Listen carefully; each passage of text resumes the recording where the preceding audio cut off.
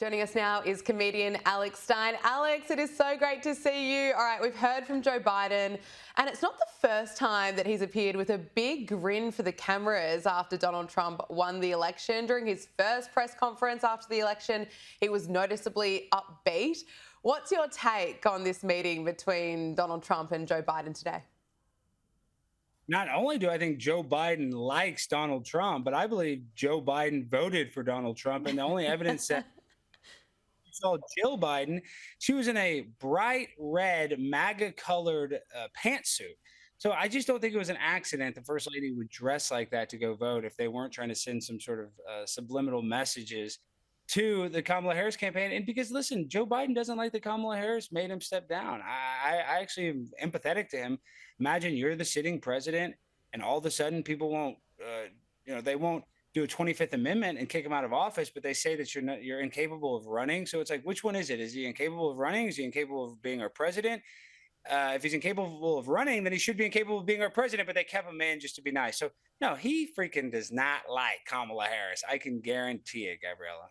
Yeah, and those final kind of stings that he was doing towards the final days of the election campaign when he was calling Trump supporters garbage, he was making some rogue comments for the cameras. It kind of makes you wonder whether he was doing it deliberately. But we are learning more about Donald Trump's campaign blueprint that won Trump the White House.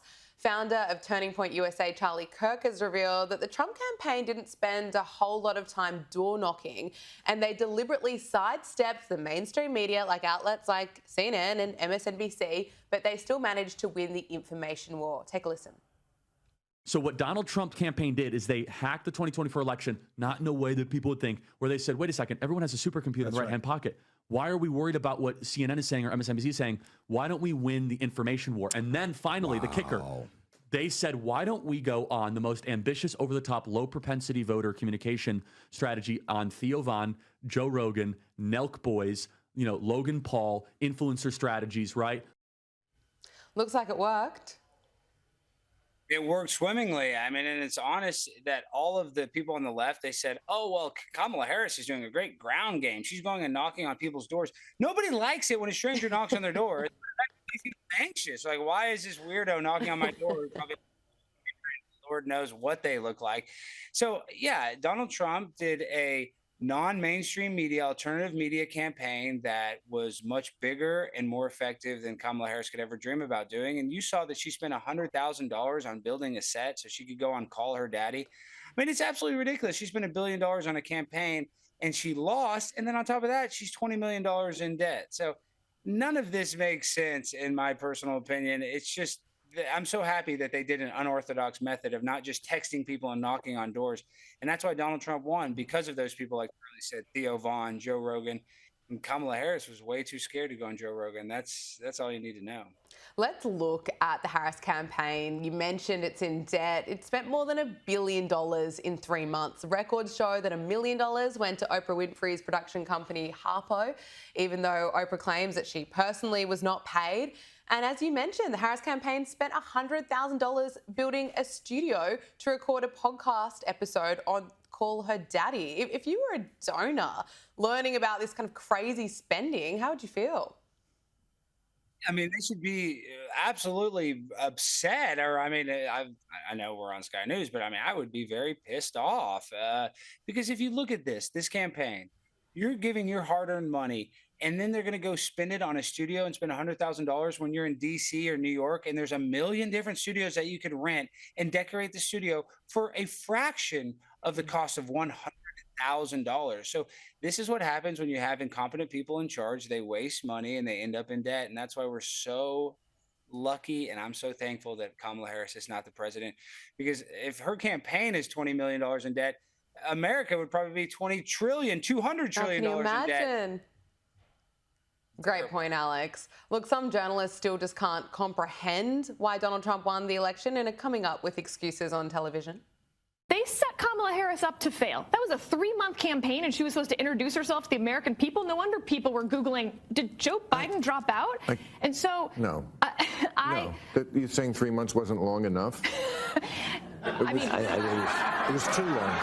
It was long enough. It was long enough. No. If they had a primary... It's not that they didn't have time to introduce. They met someone and didn't like them. I love that. 3 months was too long. Bill's exactly right.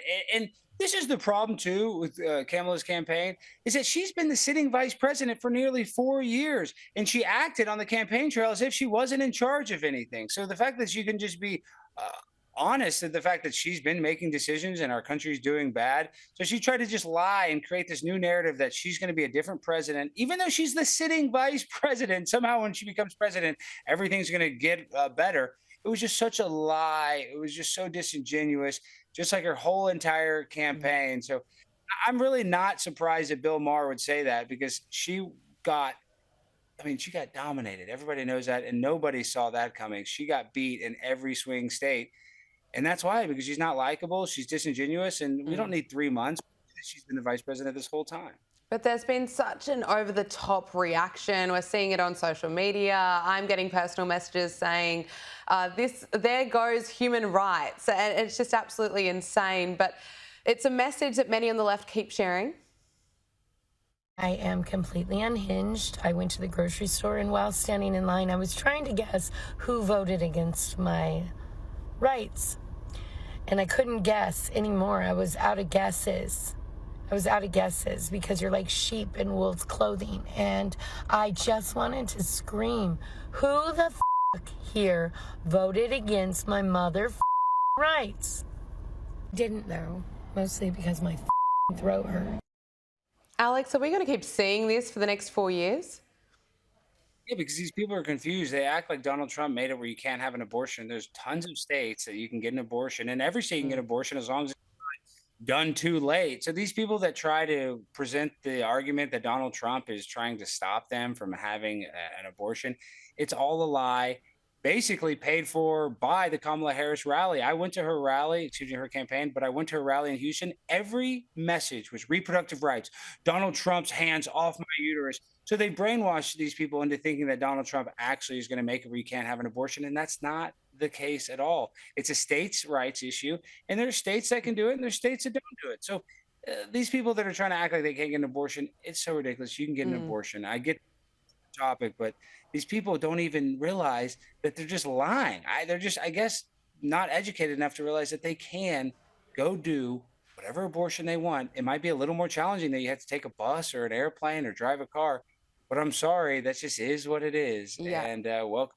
It's up to the states. It's going to be a lot better place now, though. A lot more babies. Our population is going down. We need more babies, Gabriella. Look, President-elect Donald Trump has revealed that Elon Musk and Vivek Ramaswamy will lead a new Department of Government Efficiency in his second administration. Trump says that a smaller government with more efficiency and less bureaucracy will be the perfect gift to America on the 250th anniversary of the Declaration of Independence, and I'm confident that they will succeed. Alex, how significant is this going to be? I think it's pretty significant, because if Elon Musk had it the other way, he'd be going to jail. If Kamala Harris became president, they would probably literally throw him in jail for spreading misinformation or not censoring his users enough. And that's why I love Elon Musk. He's a little eccentric, he's a little bizarre, but the fact that he brought free speech back to Twitter and the internet and made this election where you could actually talk about it publicly without worrying about being censored, the whole country really owes him a debt of gratitude. And I'm very thankful, because I was skeptical of the election, but I knew if I just went by Twitter, Donald Trump dominated Twitter. He's the most popular guy on social media. His clips get 100 times more the views that Kamala Harris got. And a lot of that is because Elon Musk weaponized this social media platform to actually help them instead of hurt the left. So it's nice to give them a taste of their own medicine. And I'm very thankful that Elon did that.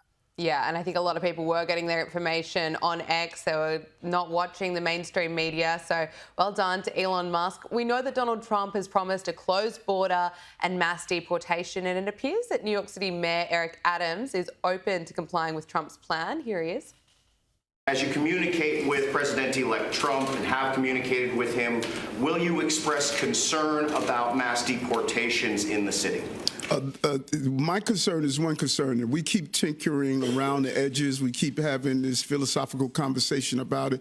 The voters communicated loudly and clearly. We have a broken immigration system. It needs to be fixed. That's the only conversation I want. It's broken. It needs to be fixed. And New York City was devastated by that broken system. 220,000 migrants and asylum seekers have made their way here. No financial assistance from the administration. I think it was about $200 and something million with billions of dollars we had to pay for. I don't want to see that happen again. This continued for a few more minutes, and Eric Adams was getting a bit of pushback from reporters here, but he seemed pretty clear that this is what Americans voted for. Well, philosophically, he's right. You know, it sounds nice. Come to America, the land of milk and honey. We'll just give you free gift cards to live in the most expensive city in the world. Philosophically, it does sound nice.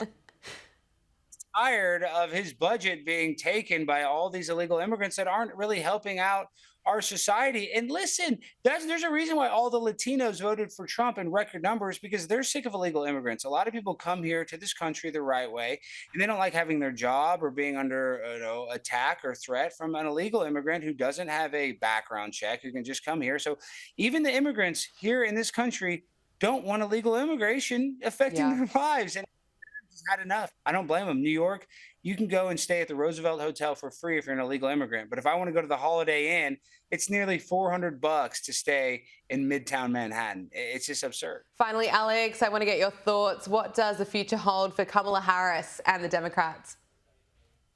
Future is not bright whatsoever. They are now supposedly strategizing a run for AOC in 2028. And if AOC is their last ditch effort, it's not going to be looking good. I don't think AOC is going to be able to become president. And for Kamala, at this point, she's going to have to go back to her old job. She's going to probably maybe, have to, I guess, be an assistant to the mayor of San Francisco and do some other stuff. I don't know what she's going to have to do, but she's not going to be the vice president anymore, and she's not going to be the president.